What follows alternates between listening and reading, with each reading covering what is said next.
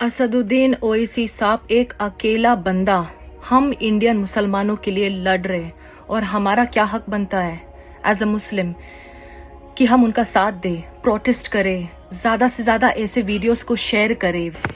ये बिल का मकसद सिर्फ मुसलमानों को जलील और रुस्वा करना है, मुसलमानों को दूसरे दर्जे का शहरी बनाने का इनका मकसद है।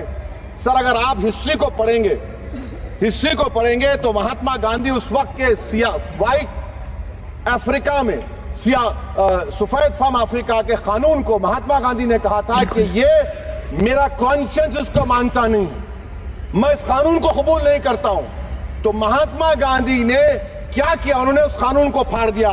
तो मैं गांधी की तरह इस कानून को फाड़ता हूं।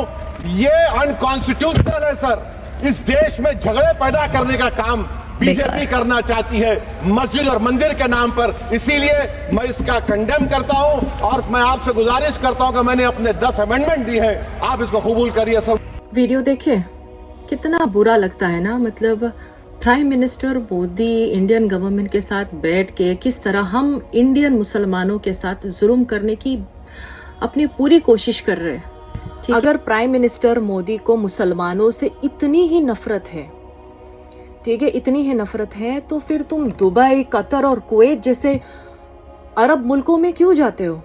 अगर आपको इनविटेशन भी आता है तो फिर क्यों जाते हो? वो तो मुसलमान का मुल्क है ना। आपको नहीं जाना चाहिए, आपको मना करना चाहिए। लेकिन नहीं, मुसलमानों के साथ गलत भी करना है, लेकिन मुसलमानों के साथ बिजनेस भी करना है आपको।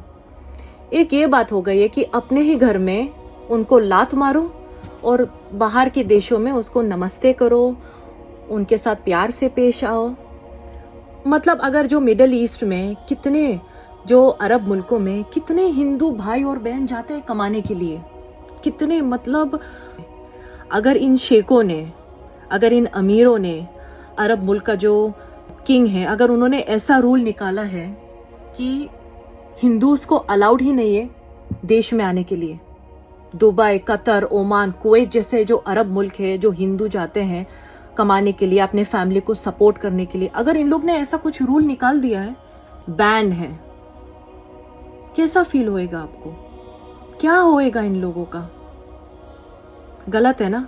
अब ऐसा भी नहीं है कि हिंदुस्तान में, इंडिया में कोई काम बाकी नहीं है करने के लिए। बहुत सारा काम है जो पेंडिंग पड़ा हुआ है, जो प्राइम मिनिस्टर मोदी को फोकस करना है। प्राइम मिनिस्टर मोदी ने 50% इंडिया को इम्प्रूव किया है, तो दूसरा 50% वो बर्बाद भी कर रहे हैं अपने। आप देखिए, सड़कें देखो आप, ठीक है, कितनी गंदगी है सड़कों में, है ना। जानवर जो भटकते रहते हैं और वो जो गंदगी करते रहते हैं, जैसे कि कुत्ता को ले लो या गाय को ले लो, गाय के तो इज्जत करते हो ना, तो गाय के लिए कोई इज्जतदार हर एक लोकेशन में इंडिया में चाहिए। जो बड़ी बड़ी शहर है, मुंबई, दिल्ली और बैंगलोर जैसे, वो गाय रोड के बीच में चलती रहती है, कितना ट्रैफिक होता है उससे। कचरे में जाके खाते, कचरे में सोते, बेचारे कचरा खा खा के वो लोग मर जाते हैं, है ना। ऐसा नहीं कि उन लोग के लिए कोई ऐसा फेंस बनाए, कोई ऐसा एक छोटी, हर एक लोकेशन में एक छोटी ऐसी जगह बनाए जहाँ पे वो कोई भी आके उनको खाना दे सके। इतने कुत्ते हो गए हैं इंडिया में।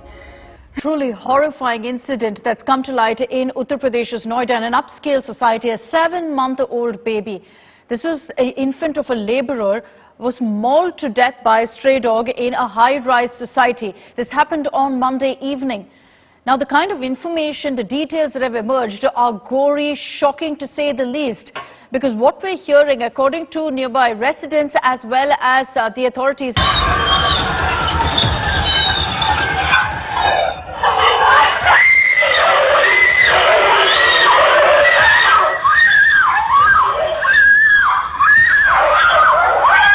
है ना, कितना डेंजर है वो बच्चे के लिए, है ना। कोई फैमिली अपने बच्चे को गार्डन में लेकर जाता है, किधर भी लेकर जाता है, कोई कुत्ता के काटे, कितना न्यूज में आया, कितना इंसिडेंट हुआ है ऐसा। कुत्ते की भी कोई अच्छी जगह बनाए, है ना, गाय की कोई अच्छी जगह बनाए जिससे रोड भी साफ दिखे।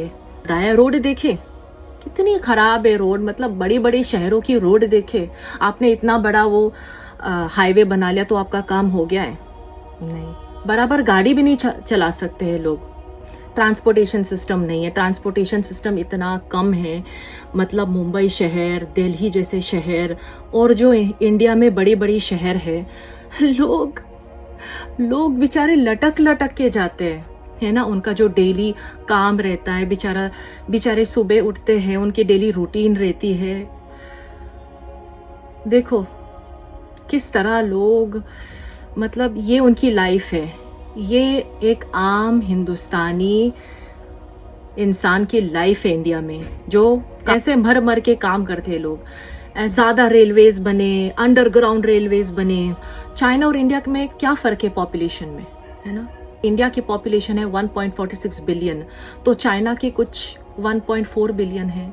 लेकिन चाइना में दिखता नहीं है क्योंकि ट्रांसपोर्टेशन सिस्टम है, अंडरग्राउंड ट्रांसपोर्टेशन सिस्टम है, और टैक्स का कोई पता नहीं है। टैक्स आसमान पहुंच रही है, करेंसी इतनी लो है कि इकोनॉमी का कोई पता नहीं चल रहा है, इकोनॉमी कहाँ जा रही है। और वो पान हर जगह लोग उसको खाते हैं, फिर उसको थूकते हैं, रोड में, बिल्डिंगों में थूकते हैं, ठीक है। अगर आप बिल्डिंग खरीदने जाओ और आप देखोगे कि लिफ्ट में दरवाजे के पास इतने सारे लाल लाल पान दिख रहे, तो क्या आप वो खरीदोगे?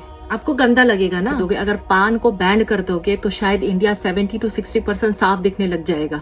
काम जल्दी मिलता नहीं है, ठीक है। अगर एक आम आदमी को 9 से 5 या 9 से 6 बजे का काम मिलता है, तो अगर 8 घंटे की ड्यूटी रहती तो बेचारे को 7-8 घंटा और निचोड़ के बिठाते हैं, क्योंकि कंपनी में कोई ऐसा रूल्स एंड रेगुलेशंस ही नहीं है, ठीक है। अगर एक आम आदमी को 15 या 20 हजार की पैकेज सैलरी मिलती है, तो वहां पे भी बेचारे को इतने निचोड़ के काम करवाते हैं, क्योंकि गवर्नमेंट ही करप्ट है। अगर गवर्नमेंट ही करप्ट है तो फिर एक कंपनी क्या कर सकती है उसकी।